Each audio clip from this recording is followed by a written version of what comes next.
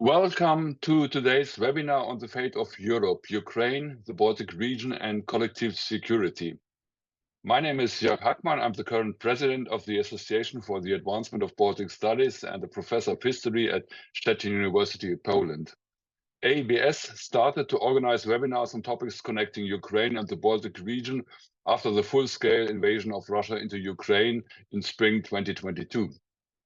The initiative for this webinar, as you may conclude already from the illustration, comes from the disruption in US-Ukrainian relations during President Zelensky's visit to the White House, which might be seen as a Zeitenwende 2.0. Our discussion today starts from the observation that since 2014, the Ukrainian state and society have shown strength and resilience in resisting Russian aggression. Given the decisions of the new United States administration to engage Putin's Russia and chastise Ukrainian leadership, will Ukraine be able to continue defending its sovereignty?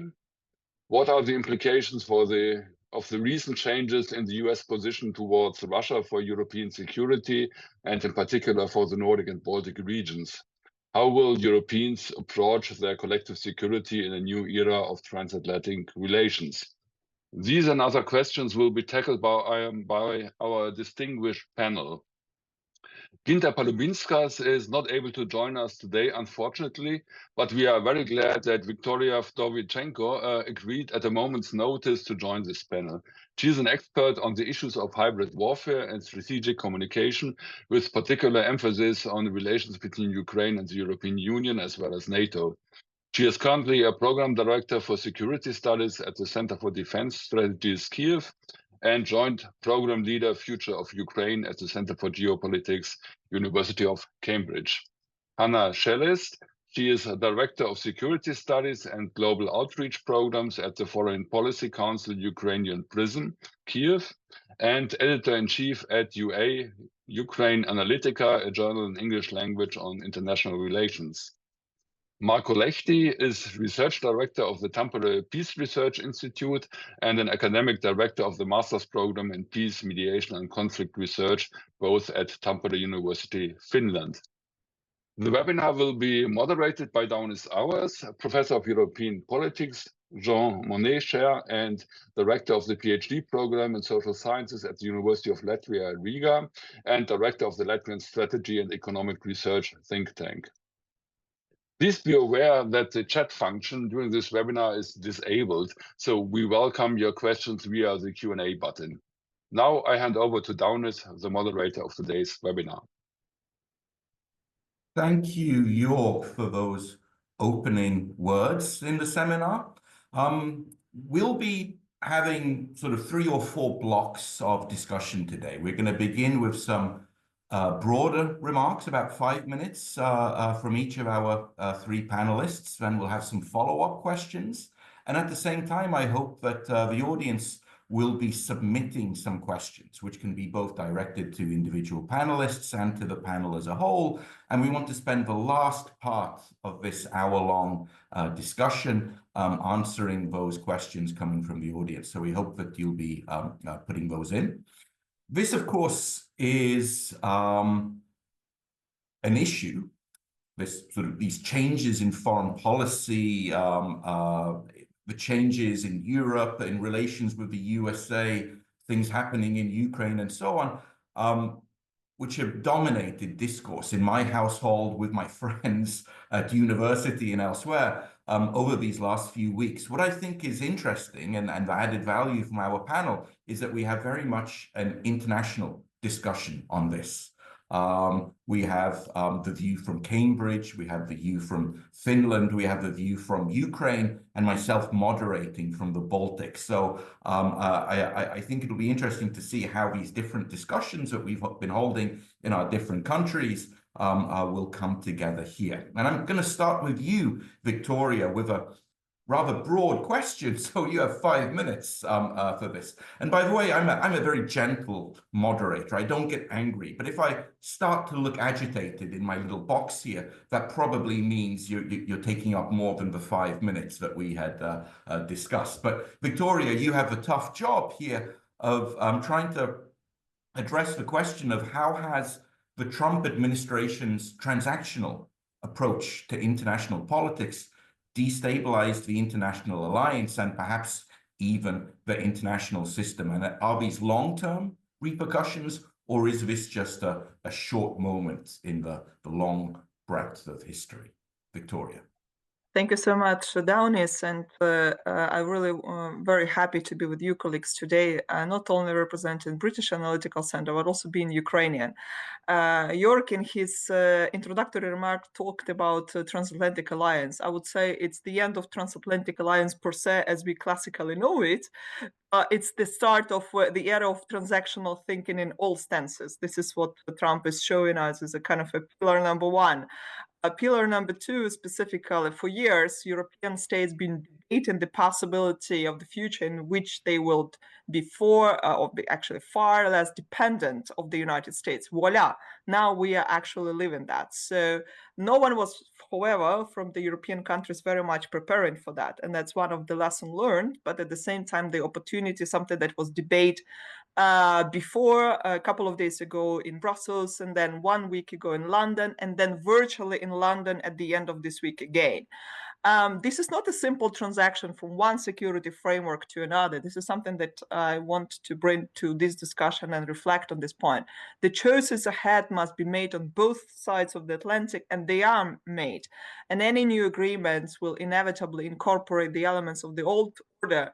We hope so, because if the new era of this transactional thinking is not something of the short term, it's definitely the revision of the new world as we know, and we will definitely forget something that we were discussing in the previous, I believe, iterations of these meetings and the webinars much more before. And in this sense, what is important that I want to underline, key element, something that was discussed in the recent days, is of course increased funding and the weaponry for Ukraine. Of course, something that to make Ukraine more in the military advantage, creating greater strategic challenges for Vladimir Putin, but at the same time, specifically this extraordinary EU Defense Summit, something that was done before last week and a couple of days ago, is how to make sure that European security architecture is remaining a security architecture as one, and at the same time focusing more on the defense, something that as Ukrainian experts we were always asking and requesting and proposing, but we hope that Europe is waking up from the lethargy, let's say, of debates and discussions and reflections, theoretical one. And in terms of the practicalities, of course, the new European Council summit that is going to be next week, that's why the summits, the types of the summits, they are kind of sequential to some extent, should prove that Europe is ready, and we hope so. Of course, we talked about that European leaders were tasked with deciding how to navigate this new geopolitical reality, one in which reliance on the defense alliance with the United States has become untenable. And then from another one, Ukraine faces pressure and the blackmail, to be precisely, that's the new diplomatic term from the Trump administration, and the prospect of renewed Russian military aggression against some other European state is no longer in doubt. And that's something was being very much confirmed and discussed in both of these events, and specifically with the focus that even in the countries of the Western Europe do understand. And that's why we heard some of the proposals. They are still debatable, but before tomorrow's meeting in Saudi Arabia, important. The French President Emmanuel Macron announced that he and Keir Starmer, Prime Minister of the United Kingdom, will have this proposed initial partial ceasefire as a framework between Ukraine and the Russian Federation, focused more on the airspace, maritime operations, attacks on the energy infrastructure. Macron specifically advanced partial truce lies in this measurability and enforceability. Still, it's a long queue of discussion, and I think we will happy to elaborate that in our webinar as well. But the most important is how Keir Starmer that reaffirmed the plans for a coalition of willing, and something that he formulated not only on the London summit, will bring into the practicality in the virtual summit at the end of this week, will be the questions: who will be there, what will be there, what will be the implications in a nutshell, and whether this coalition of willing is really becoming a strong coalition of willing, of doing something in a practical stances. So these are the questions that are on the agenda from one side. From another side is definitely already there were some other initiatives proposed, like Sky Shield plan developed by military aviation experts that they are talking about the governments European governments to deploy their air forces to protect Ukraine's western and southern regions from Russian missile strikes. The combination of air power, long-range missiles, artillery, and clear political commitment to use them if necessary could be sufficient to deter the Russian aggression from launching a renewed offensive. Last but not least was a very creative and provoking at the same time idea from Giorgia Meloni, Prime Minister of Italian Republic, to use the Article 5 for Ukraine, but not to make applicable Ukraine, let's say the alliance, to be the member of the North Atlantic Alliance itself. Also something is being discussed within Keir Starmer, Macron, but also the newly, let's say, representative of Germany, the Chancellor of Germany at the same time. And I think some of these talks we're going to hear also on Saturday. Last but not least, in our premier talks, and just the juicy for the discussion we're understanding, this transactional policy of Trump is that in understanding, and specifically for this discussion, that in the hierarchy of his interest, Ukraine's survival, existence, and especially its victory are simply not there. So it means that this transactional policy and the bargaining approach of the policy will be something he will definitely advance for himself. And not in the second place, not near the bottom of the list, just absent altogether. Whether Ukraine exists with its 20%, 25%, 10% of the territory occupied, with the left unoccupied or whatsoever, it just simply doesn't matter for this current administration. And this is some echoes to what we say, the power of emotional diplomacy or emotional manipulation that becomes really very much in the transformational weapon, specifically very much used by recent days in the social media, the rebranding of Twitter and basically the messages that the subjects to the opaque algorithm amplifying the influence of these digital narratives. And specifically, the last couple of days, there was a surge of anti-Ukrainian context authorized by anonymous accounts with millions of followers, making a shaping some of the public opinion in the United States against Ukraine as such.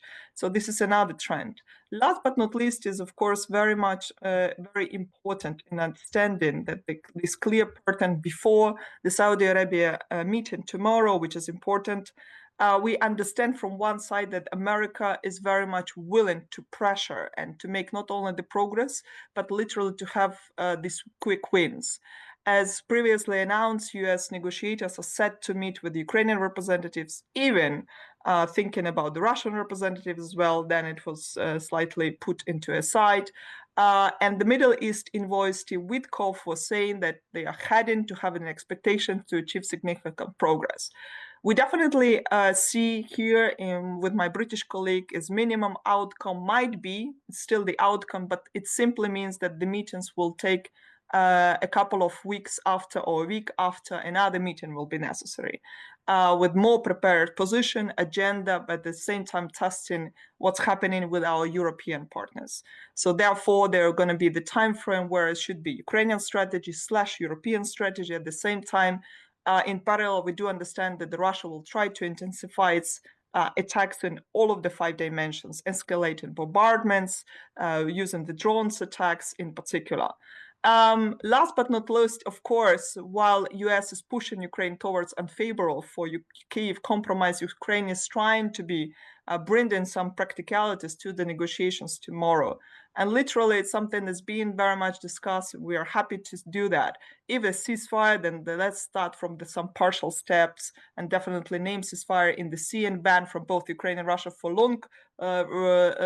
longer range strikes deep inside the territories. Suspension of the military aid and restrictions of the intelligence, something that US already was doing, is nothing less but the political blackmailing. At the same time, as we know, France and UK tried to take apart from that and continue to share the data from the intelligence.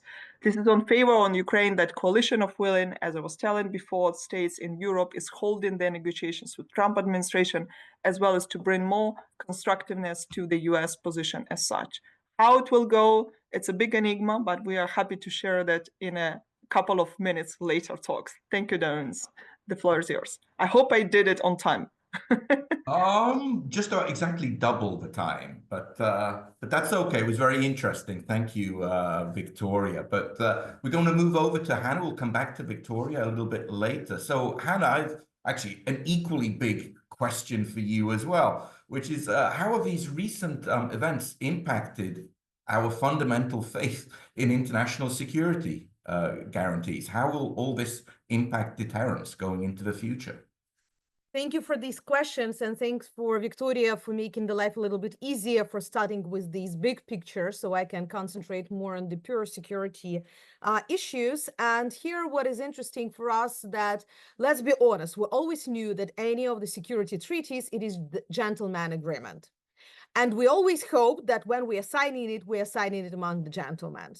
So in this case, when all those bases for the European security, all those assurances, commitments, guarantees, and play of the words that started back in 1994 suddenly became a reality, that became the problem not only for Ukraine. Now I'm returning back for 3 years ago when the Russian full-fledged aggression started against Ukraine. Definitely, there were a lot of talks about Budapest Memorandum, and for the experts, it was not a matter of discussion because we knew back in 2003 that when the Russia for the first time tried to violate the territorial integrity of Ukraine, that it is just a paper, a memorandum, no guarantees, no commitments within it. And it was only for the political reasoning and a little bit of the strategic communications, the remembrance that Ukraine gave up the nuclear arsenal and received a certain assurances that nobody would take its security and territorial integrity. So in 2022, the real question came not even about Budapest, but for Baltic states, first of all, who started to say, okay, if you are not ready to help Ukraine, such a big and important state, can we really be sure that NATO would be with us as we are such small neighbors? And what additional efforts can NATO, first of all, do to really defend us? Especially this question was important when a lot of the hybrid attacks happened, because it took the European Union and NATO quite a number of years to accept cyber attacks as the possible attack according to the Article 5 of NATO. But what to do with the problems with the blockade of the ports or the undermining the trade routes or explosions at the pipelines or any other types of the interventions when you're pretending that there is no guilty party, that there is nobody, at least with the enough evidences, whom you can name and blame. So all these discussions, we remember back in 2022, that partially calmed by 2024 because there were enough of the statements and deeds from the other NATO member states who deployed their forces in the Baltics, in Poland, then even in Romania, so at the whole eastern flank, demonstrating that no, don't worry, you are defended, we're here. And that was also a part for the deterrence for the Russian Federation, understanding that doesn't matter how big or small you are defended by the whole alliance. So with Ukraine, suddenly we started to look like what can be the options here. Should it be bilateral agreements or should it be the multilateral formats of some kind? Should we just proclaim that Ukraine would be in NATO and it is politically invited, but just Article 5 currently till the end of the conflict is not covering the whole territory? Should it be a German scenario? And that was really interesting because we as an expert proposed a German scenario before 2022 when the governmentally controlled territories would be under the protection like Western Germany, while we acknowledge that one day when everything is returning, the security guarantees can be for the Eastern Ukraine as well. However, at that time, before 2022, there was no decision that something can be like this. Suddenly, in 2024, we hear these ideas again. Let's try. How to implement, another question. So we are coming to 2025, and we are coming to the situation when we have 28 security agreements between Ukraine and European states, plus Japan, Canada, European Union, and the United States, and we have Mr. Trump. And here, all of us are currently in the new crisis when we are starting to reevaluate, first of all, what does mean all those security guarantees that are already in these treaties, including the US agreement that's de facto been totally violated less than 6 months after signing it. What does mean all those commitments taken? If just one president can decide and that suddenly he's changing his mind. Now, also, what does mean all those contracts signed? So we are speaking not only about the political decisions, but about the contracts for the Starlink, for satellites, for supplying of the ammunition, for the production of the ammunition. If by the one decision, we're deciding just to pose them without any understanding. But from the technical level, even more security question definitely came. It is, okay, so we have these agreements and obligations, we have the changes, and even at the level of the rhetoric, because deterrence always divided into two parts: material deterrence, when we look what type of the ammunition you had or how good is your nuclear system or something like this. But then we always had this political ambiguity. Will you do or not? Will you use or not? Where your forces are? Who will be on your side? And suddenly, Trump team completely rejecting, putting their cards open. We don't want Ukraine in NATO. We are not sure whom we would support. Does Europe really should be under our umbrella? We don't want to, we would like to withdraw forces from Germany. And all those deterrence elements that being part of this strategic ambiguity, they disappeared. Because that question of unpredictability of the new administration that all of us being afraid before the elections, it became not just unpredictability, it became a chaotic openness. And this chaotic openness definitely brought the weaknesses rather than strengths in this ambiguity. But the question, and that would be my last statement for the initial remark, that de facto we started to have an extremely quick spillover effect. Because we started from the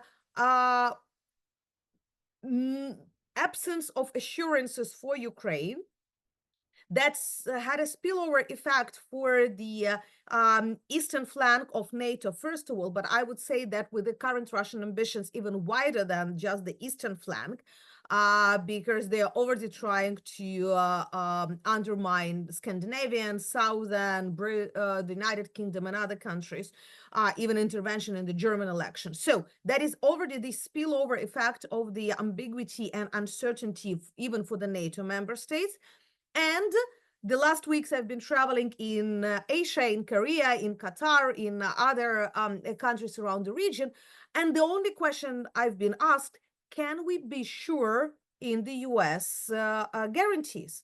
So all those countries around the globe who used to have security agreements and treaties with the United States, who have the US military bases as the prerequisite for their security, started questioning how much they can really trust the United States, how much they can really trust the security guarantees in general of any country.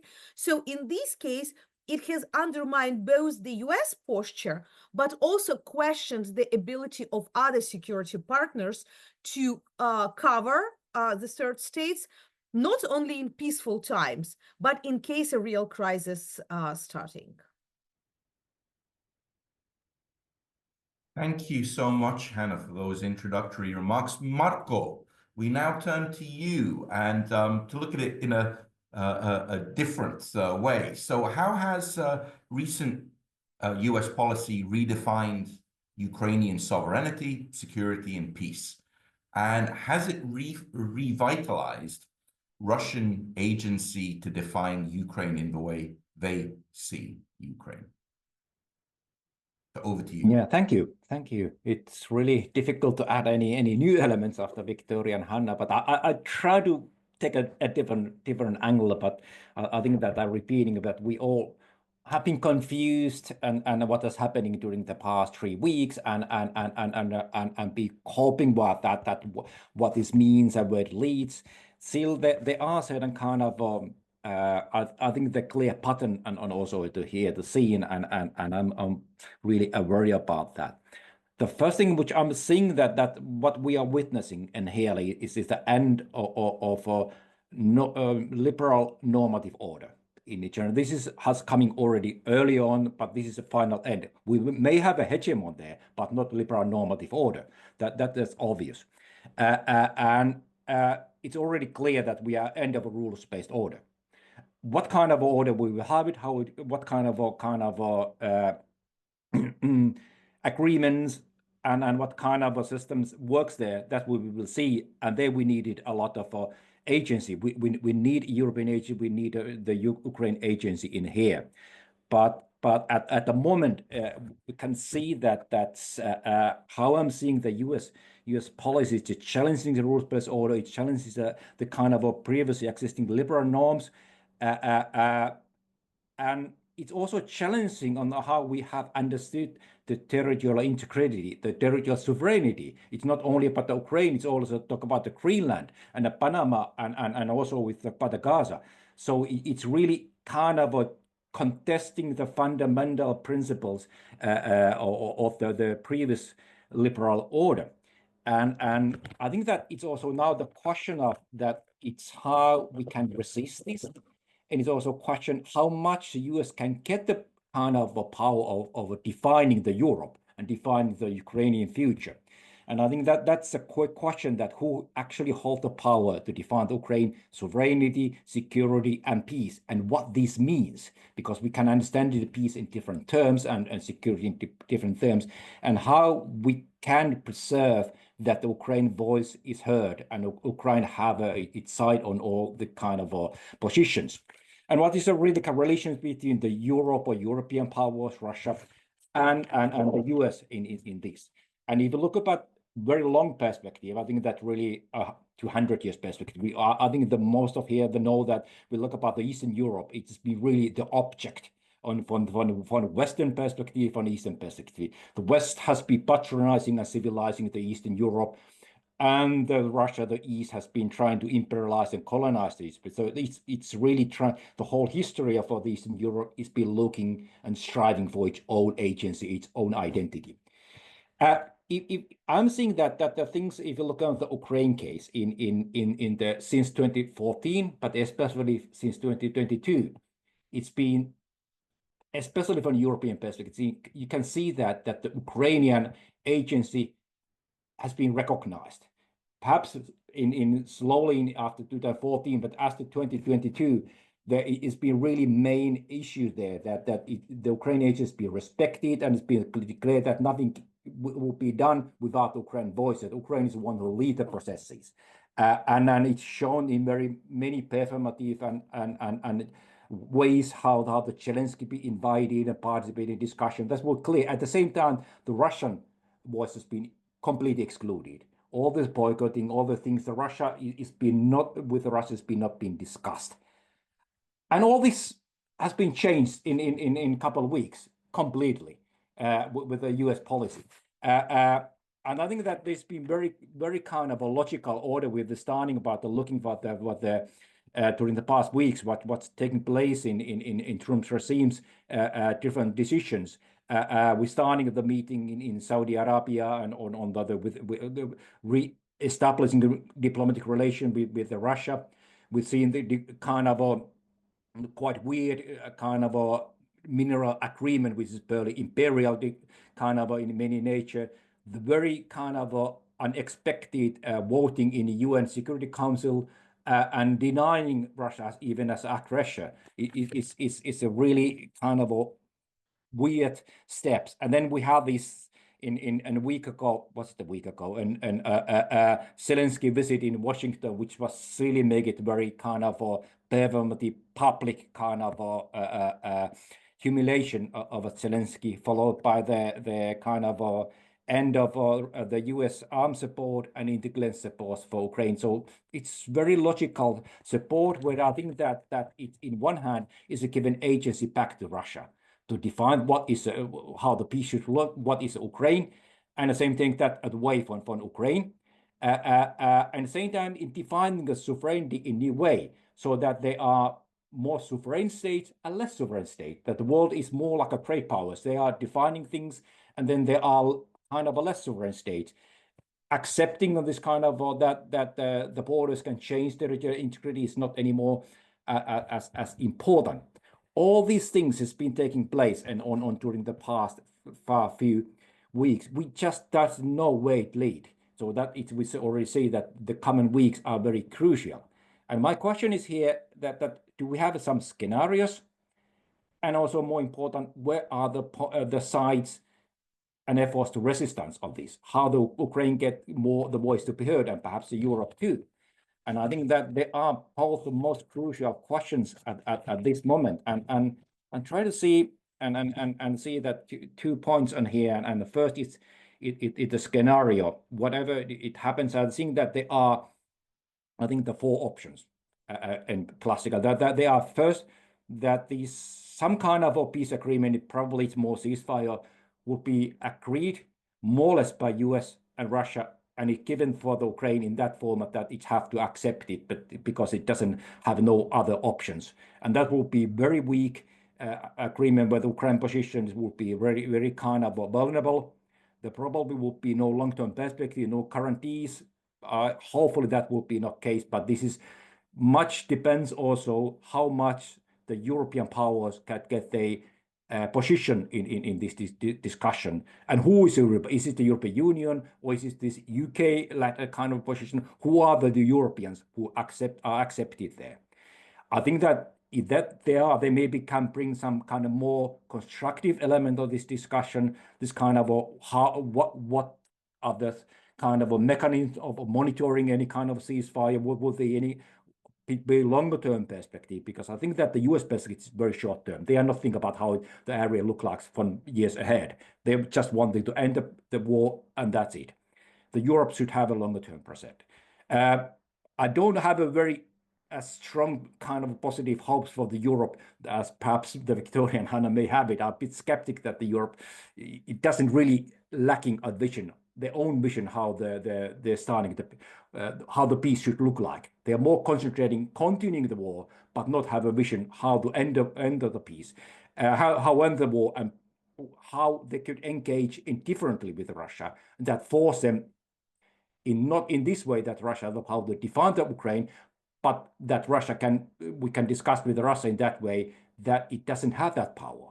I don't know, don't ask me how to do it, but it's one thing. So what I'm going, the third option could be completely European-led processes of peace, but that is more utopia, which I don't see it's perhaps possible at the moment. I would like to be. And the fourth is certainly that the war continues, just Ukraine doesn't accept them, and Europe continues to support, and then it be more desperate, but that's certainly is a clear option. Here's the resistance, and then I end up, I think this is quite important, where I'm seeing the kind of points of resistance. I think that they are still there within Ukraine. Ukrainian kind of society and its capability to cope with all kind of changes, how it can kind of maintain its capacity for democracy, and this kind of capacity to coping in peaceful manner, all kind of even unjust kind of decision which comes up. Because there's also danger if the war ends in very unjust, one expected way, that it created a lot of kind of tensions, political tensions, and this is easy to be used by the Russia to get the influence within Ukraine. But I think my trust remains in Ukrainian strong civil society and its ability to support the democratic institutions. And what I see is most important, perhaps, despite of influencing the negotiations, is supporting this kind of a capacity of Ukrainian civil society actors to maintain the kind of social cohesion of Ukraine on this time, because there is remaining the real resistance against this great power politics. I stop here, and I could continue with what kind of implication this has for the Baltic states and the Nordics, but perhaps that for the next round. Thank you, Marko. Yeah, I think we're going to return to these the implications for the Baltic and the Nordic in the next round when we get back to you. But yeah, I think we'll have a second round of questions now before we turn to the audience questions. And Victoria, I'm going back to you. It struck me that you said that Europe has to wake up. And my question is, do you think Europe actually has woken up? Because if we're talking about defense, and talking about hard money, right? You know, the investments that need to be made into European defense to make the armies actually capable. Not even talking about necessarily in an independent way. You know, there's lots of talk about, well, what if the Americans just turn off, you know, the software for the weapons we have, you know, and they don't work. So I'm not even talking about that sort of thing. But there was a newspaper article, I think it was yesterday or this morning in the Times in the UK, that said it would take 10 years for the UK simply to have a workable defense again, because it's been so underinvested. And the situation, of course, in other European countries is even worse. So my question is, has Europe woken up? Because there is so much to do. Daunis, thank you for this question. My first will be response. It should have been waking up like about 10 years ago, you know, when the wake up, even before that, to be precisely, not even since the full-scale invasion, not since the illegal annexation of Crimea, but actually with the 2008 with Georgia even. Let's not forget that we are still talking about the same region, but we've seen the implication in that stand and how not taking attention, not only political and not only economical, but mostly within the international law, made the implications further on for changing the circumventing, let's say, what's happening with Jordan, specifically South Abkhazia and Ossetia at the same time, and how the transaction with Russian Federation it became, right? Then Crimea and subsequently parts of Donetsk and Luhansk region back in 2014. Of course, I'm talking from that period of time. There was a kind of our quote between Ukrainian experts. EU for us was like a sleeping beauty, you know, like still sleeping but still beautiful, you know, to follow. And that's my second, I believe, kind of a reflection. From Ukrainian point of view, there is nothing new that Ukrainian experts been talking about for more than 11 years since that. And preventively, it's only now in 2025. I mean, not only with this decision from the extraordinary, what we call defense summit, right? We are talking about, you know, enlargement still, not even 2025, but 2026, starting from the, let's say, defense procurement for some of the EU countries, some of them increasing more than 2%. I'm expert in Italy. Italy is not doing 2%. It's 8.78, if I'm not mistaken. So still there is this, you know, like delay in all of what we say basic steps for things. At the same time, we heard about this commitment of 800 billion euros, right, when we are talking about the investment into the defense of EU member states and how specifically not only security but specifically defense should be the priority. So Daunis, it's I'm taking out my British hat and I'm still continuing to remain in Ukrainian and saying it's nothing new that Ukrainian experts were talking about. The problem is now what we're going to do as of 2025, when let's say the shifts in what I was saying, what Hanna and Marko were just reconfirming in their quotes.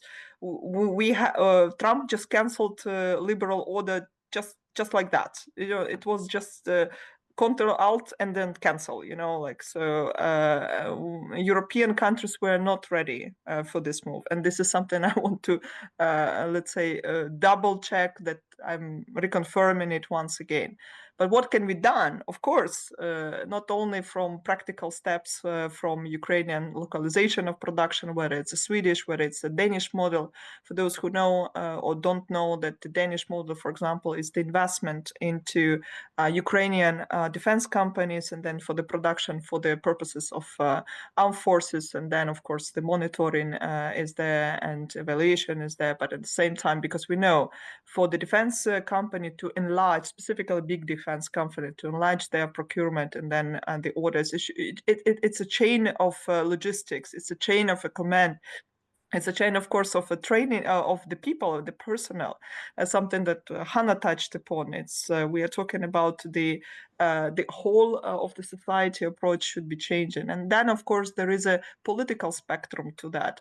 The elections are continuing to step into our dimensions. And when the autocratic regimes do not have elections for decades, every European country, let's say half a year or a year, has some of the turmoil. Specifically, our neighbor Romania is in this process for a moment, or Poland, let's say, the closest neighbor, let's say, together with Romania. So all of them, they are having the elections, and then you have to convince the society that increasing the defense spending is a necessary approach, not because to help in Ukraine, but actually to help themselves. And this is what I want to stop, because if we want to see the future, not only if our kids go into school, not only kindergarten, universities, you are investing not in Ukraine. You are investing in your own defense for literally to see the future. Yes, it's unfortunately the end of the liberal order, and we are far, let's say, behind of transforming to see how this new order going to look like, because it's transactional everything. So it means that the transactions are not taking the responsibility of the previous transaction. That's another thing that is a characteristic now.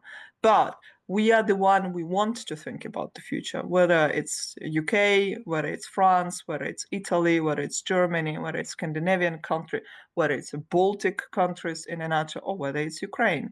If we are not thinking in this perspective or with this kind of the mindset, and if we are not shifting this mindset, explaining it to our communities, we will not have this future. Thank you, Victoria. I'd like to continue this sort of stream of thought, Hanna, but from a Ukrainian perspective, is there a consensus in the political leaders, society, think tankers, researchers like yourself? How do you look at NATO versus the European Union in terms of security provision? I mean, is there any trust that the European Union can pull itself together and become a serious actor here? I mean, how do you look at a NATO with an absent USA in terms of a security guarantor or as a supporter of Ukraine? You know, for Ukraine currently, the picture of these security possible arrangements is a little bit wider than just a choice between EU and NATO, or the pure identification of NATO and the EU as we used to think about that. First of all, because when we speak about the NATO, it's always definitely been perceived as the security guarantee for everybody, this musketeer article, as we called it, and hope that everybody would be defended. With the strange US position as for now, but we still cannot say that we should respond only to the European request for the single army or any other ideas that been in the air for the last years, because Canada is still with us. So we are still talking about the strong transatlantic bond that is keeping us seriously. Plus, let's not forget about the latest formats of NATO IP4 in the Pacific: Korea, Japan, Australia, New Zealand. Those 4 countries that are helping Ukraine a lot, especially when you speak about Australia and Japan. So it's not purely Europe now that we are talking about the core group in terms of the Ukrainian security. At the same time, when you look only to the European Union, even if we are forgetting about this transatlantic chain, But what to do with Norway, that is one of the leading countries in terms of providing Ukraine military support. United Kingdom as well, one of the leading countries who are now in charge of the Rammstein group, the group of the military support to Ukraine. Turkey. The last meeting in London just a week ago was very illustrative in this way. Because previously, and now we hear from the US all the statements about the unreliability of Ankara, but it was Turkey, not Hungary, not Slovakia, being present in London and talking about the Ukrainian security and territorial integrity. So it's definitely becoming a little bit wider than the European Union. But at the same time, when you speak in terms of the institutional and agency behind the institutions.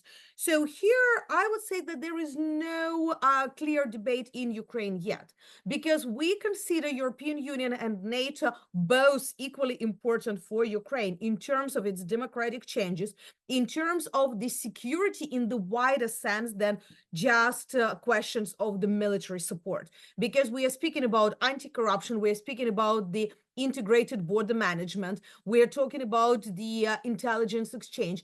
We are talking about the joint military productions. We are talking about huge amount of the energy security, social security, economic security. All of these are, during the war, important elements of security. But also, for the last, I would say, months, there are more and more conversations still, if we speak about Ukraine, in the narrow groups, in the very specialized groups of people who understand the European Union, who are saying, but let's look to the European Union Treaty. We have an article that de facto can be interpreted quite equal to the Article 5 in case we really would like to use it. So while we are making Ukraine a part of the European family, we understand that it would be not just the questions of standards for the eggs or some norms for the elections, but the security policy of the European Union also should be an important element about which we're talking about. But it seems to me that that's also the question that's been raised inside of the European Union as well, because all these agreements are for 20 years with us. However, we know that the common defense and security policy was the most difficult for the implementation within the European Union. And let's be honest, it will be, because it's not only Washington that is the challenge currently for the European security. It's also Budapest. It's also Bratislava, unfortunately. And here the question is that NATO or European Union, or both of them, would be a question not only for Kiev, not only for Ukraine, but that's also the question that is currently asked in many of the European capitals for themselves. What if? What if we cannot rely on Article 5, but can we evoke Article 42 within the European Union Treaty? However, my argument very often during these discussions that even with the Article 5, it is not an obligation to defend everybody. Article 5 is the right to intervene as the party to the conflict. It is the right to help without any other arrangements. So, and it is a lot about consultations and interoperability.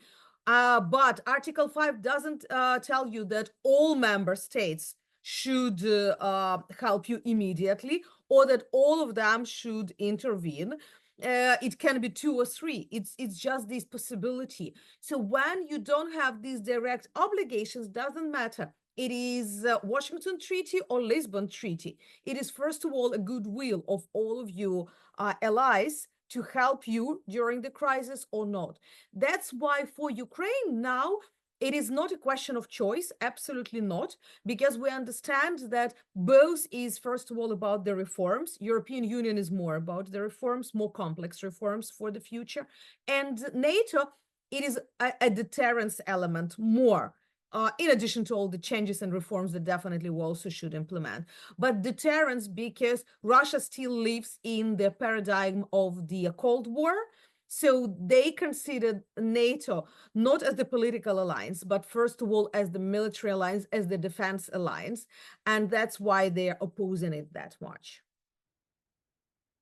Okay, thank you, Hanna. And we're going to turn to Marko now. And Marko, we only have about 11 minutes left. And we still have some questions we'd like to ask from the audience, sort of towards the end, sort of rapid fire questions. But after all, this webinar has been hosted by the Association for the Advancement of Baltic Studies. So what's the Baltic Nordic dimension on this? You sort of previewed at the end of your previous 5 minutes that you had something to say on this. So over to you. Yeah, thank you. Yeah, that's indeed it's important from our perspective, from the Finland, from the Baltic perspective also to I think that one of the implications, maybe that is one of the few positive implications of the last 3 years is the emergence of this kind of a strong, I could say, alliances, symbolic alliances between Nordic and the Baltic states, and also a lot of it, including the Poland. They are the new border states, and they are experiencing in that way. Well, Sweden, Denmark are not really a border state, but all others, they are border states against Russia. And they are experiencing the war in Ukraine as existing one also for them. It's very different kind of experiences than it's been, for example, in Central Europe, in Germany, in France, and elsewhere. And you can see that also from public opinions. So that support for Ukraine is almost 100% in Finland, and also there are no dividing issue. It's not dividing issue between populist right or far left. They all are supporting that. Quite differently than it's in many of the Central European countries.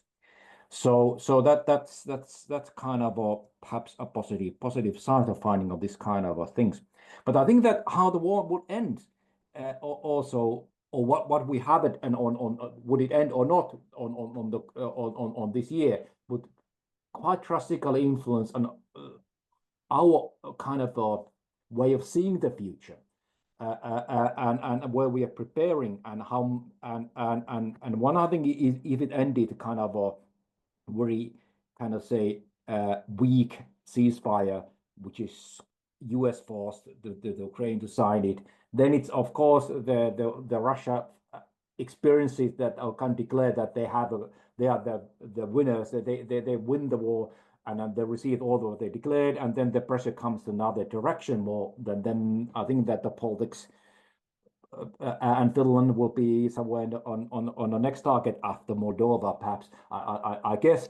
And we already have experienced a lot of things happening in the Baltic Sea, which has been kind of interesting. So this is something I think that we all are aware here, and ready for preparing that. If it's, I don't see that it's not either the better option in a border perspective, that if it's the end result is that we just kind of continuing the kind of militarization of Ukraine, and seeing that yes, this is the target where every battle comes and we are safe.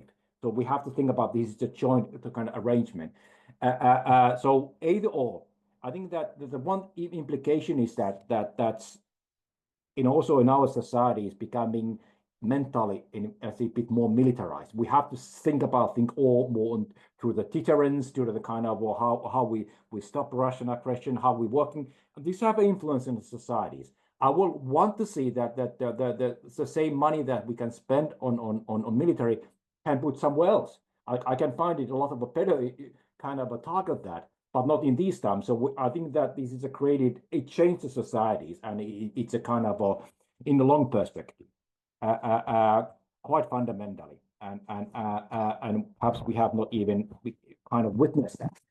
And for that perspective, I'm still seeing an end that's we should look about not just a couple of weeks ahead or a year ahead. We should have European leaders to look about 10 years ahead, 20 years ahead, to have a really plan how we kind of rebuild kind of a trust on peaceful, kind of a change peaceful co-living in Europe, despite we cannot change Russia.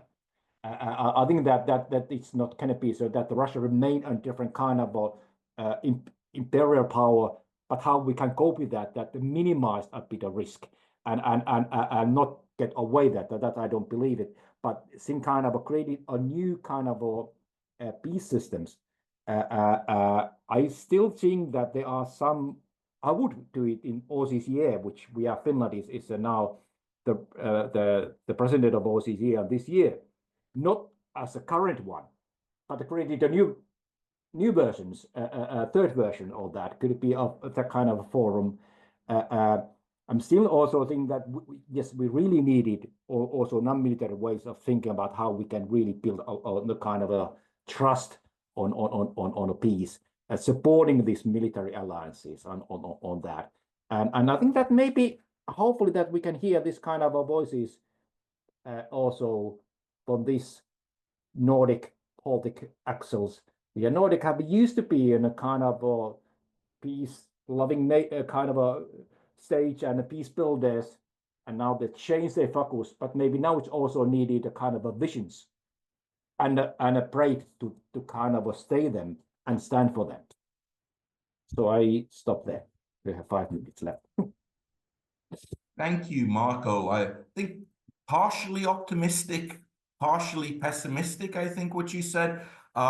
Planning 10 or 20 years ahead for the European Union, I mean, that would certainly be something, right? We haven't seen something like that for a while.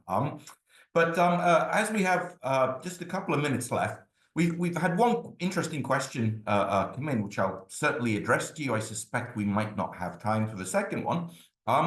But in many countries, in recent years, we have reintroduced elements of conscription. And there is discussion in other countries, including in the UK, as Victoria will know, about returning to national service. What do you think? Is this a viable thing to do? Is it a good thing to do? Is this the direction that European defense should be taking? Because, of course, anything that we invest in conscription is money which is taken away from investments in the professional army. And we're going to do a tour in the now established pattern, beginning with Victoria. Thank you so much. And I would like to also enlarge this question to some of them. There was a question about Italy there and Hungary and Slovakia. They are still not authoritarian regimes in Italy. So let's be I think we should stick to the conscription, because we only really have 3 Got it. Thank you so much for explaining. So the democracy one we can leave to one side. And there was a question also about what can we say to those countries who abolished the But I think we should focus on the conscription. Yeah. So it just showed that a strong, well-trained reserve force is no longer optional. It is essential. This is a point number 1 that I want to say. It's not only because of deterring Russian aggression, but any potential aggression as such. Of course, we are talking more on the examples of Baltic and Nordic country, because they are primarily example for introduced or reintroduced or expanded the conscriptions as one of the means for deterring Russian aggression. But definitely it's something that when we are thinking about that and taking that into account to the talk that I was having about expanding and thinking in the mindset of the defense as ourselves as a defense, can we defend our society if deterrence failed? So this is something that we should take into priority and understanding. When the partners like United States are not anymore partners, if we want to rely on that, this is, I think, is something that will shift our mindset or brighten our mindset. Second point, are we ready to see how we are re-educating our kids, where they are ready to explore this potential? And it's not only about the conscription that I'm talking about. It's, again, in understanding how the usage of deterrence as a mechanism is being reintroduced at the same time. And deterrence, not only in the military stance, I would say economic deterrence is something that we should also think about. We as Ukrainians know that, because we have to talk about military deterrence in these classic terms. So how to prevent further Russian attacks and make it what my colleague Hanna and Marko were definitely saying, but at the same time economically viable. It's also about economic deterrence. And I think in this this kind of the venue we should continue focusing on. Last but not least, I just using the opportunity that and passing the floor to Daunis, but before that is how at the same time not only conscription but how the feasible and plausible something that we are having as a political commitment, make it a viable implementation commitment. And this is a big question I'm posing to everyone, because this is something will demonstrate and make the framework for our future. Thanks, Victoria. So Hanna, same question to you. Is conscription a good idea? Is that the direction we should be going in? First of all, I would disagree with you that investing in conscription, we are taking money from the professional armed forces, because I would turn it differently. We are investing in this way in our security, in the societal security, because more and more we are talking about the merge of the total defense concept with the resilience concept. And in both of these, it should be the whole society approach. And because of this, that is one issue that we are talking about, that in many of the European countries, it is the disconnection between the society and the armed forces. In many countries, it is the lack of the respect, it is the lack of understanding why we should invest in these countries. The reason is that army being something professional, something far away that nobody saw why they are important. With the certain, I would not call it conscription, because conscription, usually we're thinking about something like 2 years. I would say obligatory military training, because sometimes it is 2-3 months for the initial is enough. But that will give the societies of understanding what is the role of the security services and armed forces in their society and in their lives. And connected with this, I would say that re-establishing of this connection between the armed forces and society is extremely important, because that gives the armed forces assurance that society will back up them in case of any crisis. But for the society, and that would be my last point here, I just remembered a phrase that was said to me by one of my colleagues in December 2021. Both a couple of 2 professors of sociology, absolutely library type people, suddenly went to the territorial defense training and asked, like, why? What is the reason? And they said, like, with all this news, we are panicking all the time. We are nervous. But as soon as we went for this training, we started to be calm, because we know in case of real war, where to run, with whom we are, what to react, what not to react, how to behave, what does mean the first medical support, and how to keep the arm. So with this basic knowledge that we received within the 4 weekends training, we started to be much more self-assured and less panicking, and more resilient in this way, less worry about our kids compared to many of our friends who are just consuming news from the social networks daily. So in this case, this obligatory basic military training can bring this critical thinking and assurance in the self-defense for the societies without the panicking that is usually overused by the disinformation operations in the beginning of any crisis. Thanks, Hanna. And then final word to you, Marko. How do you see this conscription issue? Yes, indeed. Yeah. In Finland, as you probably know, that we have a conscription and a military service. It's compulsory. Well, you can say choose the civil services, but either or. So this has been the case for long. No problem with the systems, and it have a wide acceptance in Finnish society. But I think that it's a point. If you want to have conscription services, you have to have the wider acceptance for the society. You have to have you can make a poll. Are you ready for defend your country? And I just saw in yesterday in a map on the how the different the Europeans are answering this question. I think that was one of the highest numbers was in Finland. But it was lowest in some Italy. I can't remember, 16% when in Finland was 90%. Say yes, they are ready. And you cannot just change that with the kind of putting on conscription services. It have to be there, and it have to be kind of otherwise it's completely counterproductive, because conscription services is certainly not just a military, it's also social and cultural institutions. And I think that to putting that in everywhere and a force in Europe would too much militarized the minds, and it should be okay that it fits somewhere and doesn't fit elsewhere. So I think that the one model doesn't kind of serve everywhere. So yeah, I stop there. Thank you for that, Marko, and thank you also to Victoria and Hanna. We've come to an end to our webinar. We've just overrun our time by a little bit, but I think that's quite okay. The discussion has been very interesting, very substantial, but also, of course, very sobering, because we've been talking about these issues of collective security, of destabilization of the transatlantic alliance, how far we can trust in NATO and so on.